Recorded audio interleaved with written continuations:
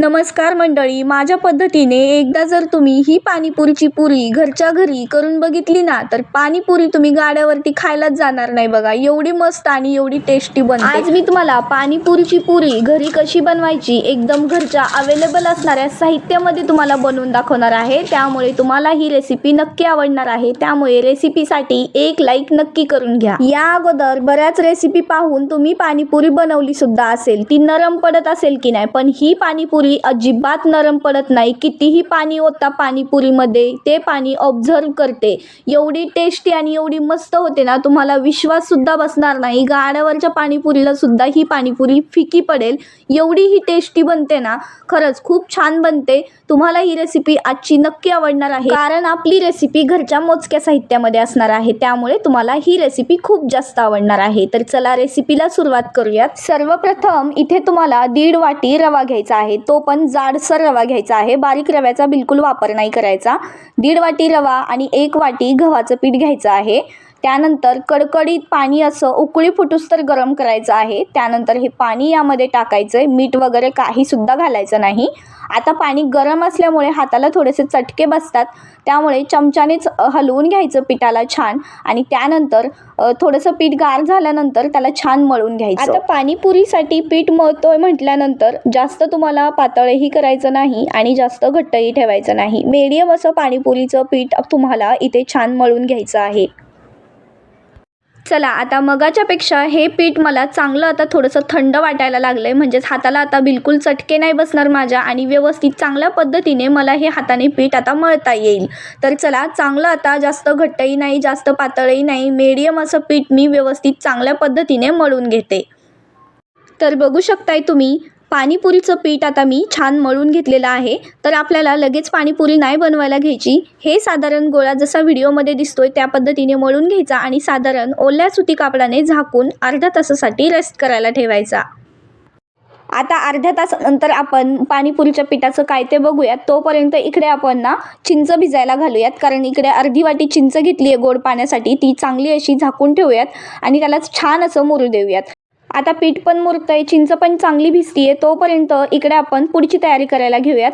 आता इथे मी 2-4 बटाटे उकडून घेतले आहेत कुकरला 3 शिट्ट्या घेऊन. तर छान आता त्या बटाट्याचे आपण सालं काढून घेऊयात. पटपट आता बटाट्याचे सालं काढून घेते. तोपर्यंत बटाट्याचे सालं काढूस तर आपली चिंचही छान भिजेल. तर इकडे बटाट्याचे संपूर्ण सालं माझे काढून झालेले आहेत. आता थोडंसं मॅश करूयात हातानेच. आता माझ्याकडे काही मॅशर वगैरे नाही, त्यामुळे मी हातानेच असे थोडे थोडे बटाटे मॅश करून घेतले. आता थोडीशी चटपटीत टेस्ट येण्यासाठी आपण काही घरचे मसाले घालूयात.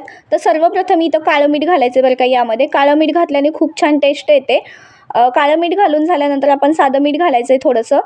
त्यानंतर आपण घरचं लाल तिखट घालूयात. आता इथे मी 2 चमचे लाल तिखट घातलं आहे. इथे तुम्ही हवं तर पाणीपुरी मसाला आणि कांदा कोथिंबीरीचा सुद्धा वापर करू शकताय, पण इथं मी स्किप केलेलं आहे थोडंसं. आता याला छान मिक्स करून घेते आणि आपली जी चिंच भिजायला घातली होती ना, ती पण छानपैकी भिजलेली आहे. तर चला पाहूयात आता चिंच भिजली आहे का. तर चिंच छान भिजलेली आहे. तर पाहू शकताय आता हाताने थोडंसं तुम्हाला ही चिंच छान अशी पाण्यामध्ये मिक्स करून घ्यायची आहे. म्हणजे हाताने थोडंसं असं चुरघळून घ्यायचं आहे चिंचेला. म्हणजे चिंचेचा जो काही रस असेल तो पाण्यामध्ये उतरून जाईल आणि चिंच आपली छान अशी आंबट गोड पाणी तयार होईल. मी हे पाणी एकदम साध्या सोप्या पद्धतीमध्ये बनवतीये. आवडली रेसिपी तर पाण्याची सुद्धा रेसिपी तुम्ही फॉलो करू शकताय. एकदम सिंपल पद्धतीने हे पाणी तयार होतं आणि चविष्ट होतं बरं का. म्हणजे खूप टेस्टी बनतं हे पाणी. तर चला, आता हे चिंचेचं पाणी आपण छान चाळणीवाटं गाळून घेऊयात. चिंच ना थोडीशी कमी यूज करायची, कारण ती जास्त आंबट असेल तर. आणि जर चिंच गोड असेल तर तुम्ही चिंचेचा जास्त वापर केला तरीही चालेल. पण काय होतं कधी कधी म्हणजे चिंच आपण जास्त घेतो आणि गुळाचं प्रमाण आपल्याकडनं कमी होतं. तर तसं अजिबात नाही करायचं. सेम परफेक्ट प्रमाण घ्यायचं, म्हणजे आंबट गोड पाणी तयार होतं. जास्त आंबटही होत नाही आणि जास्त गोडही लागत नाही. परफेक्टली प्रमाणामध्ये हे पाणी बनून तयार होतं आणि एकदम सिंपल साध्या पद्धतीचं पाणी आहे. खरंच खूप सोप्या पद्धतीमध्ये बनवलं आहे हे पाणी, पण खरंच खूप जास्त टेस्टी झालं हे पाणी. तर छान पाण्याला थोडंसं गॅसवरती उकळी आणायची आणि आपण अर्धी वाटी चिंच घेतली होती ना, अर्धा वाटी चिंचसाठी अर्धा ग्लास पाण्यामध्ये मुरत ठेवली होती. तेवढंच पाणी मी गाळून घेतलं होतं आणि इथे मी अर्धा प्लेट इतकं गूळसुद्धा खिसून घातलेलं आहे. तर परफेक्ट प्रमाण झालेलं आहे. पाणी जास्त आंबटही झालं नाही आणि जास्त गोडही झालं नाही, म्हणजे व्यवस्थित आंबट गोड पाणी इथे तयार झालं आहे. आता या गोड पाण्याचा गूळ वितळतोय तोपर्यंत आपण तिखट पाणी बनवून घेऊयात. तर तिखट पाण्यासाठी इथे मी भरपूर सारी कोथिंबीर घेतली.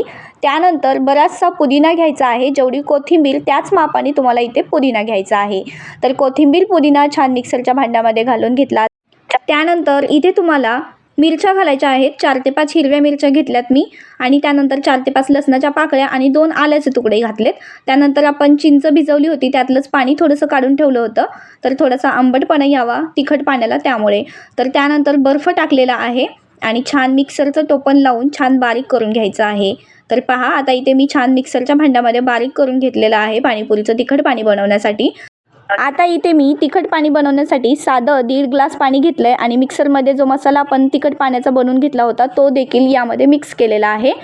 तर छान परत एकदा विसळून छान मिक्स केलेलं आहे. तर पहा इकडे काळं मीठ घातलेलं आहे, अर्धा चमचा साधं मीठ घातलं आहे. त्यानंतर 2 चमचे इथे मी पाणीपुरी मसाला घालणार आहे. तर पाणीपुरी मसाला घालून झाल्यानंतर चांगलं मिक्स करून घ्यायचं आहे आणि त्यानंतर आपल्याला जास्तीत जास्त काहीसुद्धा वापरायचं नाही, फक्त आणि फक्त थोडासा लिंबाचा रस प्यायचा आहे, म्हणजे अजून देखील टेस्ट याची वाढून जाईल. तर चला आज मी तुम्हाला एकदम सिंपल पद्धतीमध्ये घरच्या मोजक्या साहित्यामध्ये 3 रेसिपी तुमच्यासोबत शेअर केलेल्या आहेत. सर्वप्रथम मी तुम्हाला आंबट गोड पाण्याची रेसिपी शेअर केली, त्यानंतर तिखट पाण्याची सुद्धा रेसिपी शेअर केली आणि पाणीपुरीची सुद्धा निम्मी रेसिपी मी तुमच्यासोबत शेअर केली होती पीठ मुरेपर्यंत. आता पीठ मुरल्यापासून मी तुम्हाला ही रेसिपी सांगते.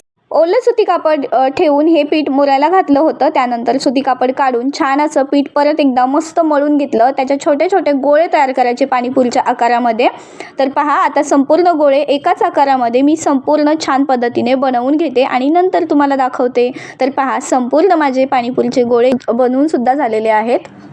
आता हे गोळे पाणीपुरी बनेपर्यंत सुटसुटीत राहतील, त्याच्यामुळे आपण या गोळ्यांना थोडासा तेलाचा हात देणार आहोत, म्हणजे ते पाणीपुरी बनेपर्यंत एकदम सुटसुटीत राहतील, म्हणजे एकमेकांना ते अजिबात चिकटणार नाहीत.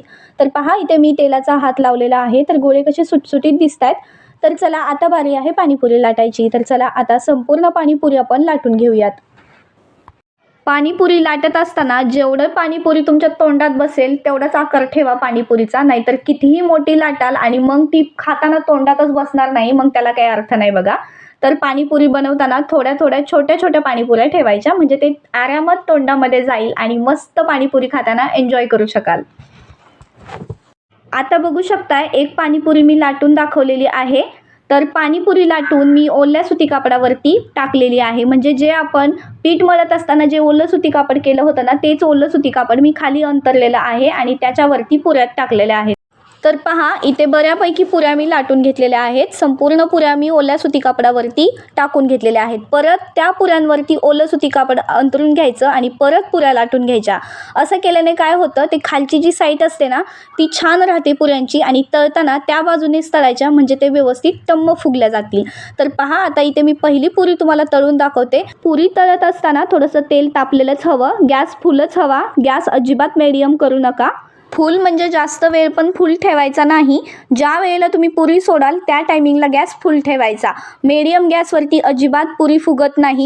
गाड्यावरती जशी तुम्ही ठेल्यावरती पाणीपुरी खायला जाताना अगदी तशीच पाणीपुरी तुम्हाला अगदी घरच्या कमी साहित्यामध्ये बनवून दाखवलेली आहे आणि एवढी कुरकुरीत होते ना, जास्त वेळ बिलकुल सुद्धा नरम पडत नाही. एवढी ही पाणीपुरी कुरकुरीत होते. कितीही पाणी जरी तुम्ही या पाणीपुरीमध्ये ओतलं ना तरी पण हे पाणी ऑब्झर्व करू शकेल, एवढी ती कुरकुरीत बनते. तर तुम्ही घरच्या मोजक्या साहित्यामध्ये माझ्या पद्धतीने सांगितलेली रेसिपी ही नक्की फॉलो करा आणि तुम्हाला आजची माझी साधी सोपी घरगुती साहित्यामध्ये बनलेली पाणीपुरीची रेसिपी तिखट पाणी गोड पाणी कसं वाटलंय नक्की कमेंट करा. बरेच दिवस झालेत आता सध्याला तर माझे शॉर्ट व्हिडिओ चालत आहेत, त्याच्यामुळे लॉंग व्हिडिओ मी थोडंसं इग्नोर करायचं ठरवलं, पण आता नाही तसं होणार, कारण लॉंग व्हिडिओ पण आपल्या चॅनलवरती येत राहतील. तर तुम्हाला माझे लॉंग व्हिडिओ पाहायला आवडत आहेत की शॉर्ट व्हिडिओ पाहायला आवडत आहेत नक्की मला कमेंट करा, म्हणजे त्या दृष्टिकोनातून मी जास्तीत जास्त व्हिडिओ बनवण्याचा प्रयत्न करेल. तर चला भेटते पुढच्या झणझणीत आणि चमचमीत रेसिपीसोबत. तर नेक्स्ट रेसिपीसाठी आपल्या चॅनलला अगोदर सबस्क्राईब करून ठेवा, म्हणजे पुढची येणारी रेसिपीचं नोटिफिकेशन सर्वात अगोदर तुमच्यापर्यंत नक्की पोहोचलं जाईल. चला भेटते पुढच्या रेसिपीसोबत. तोपर्यंत मंडळी धन्यवाद.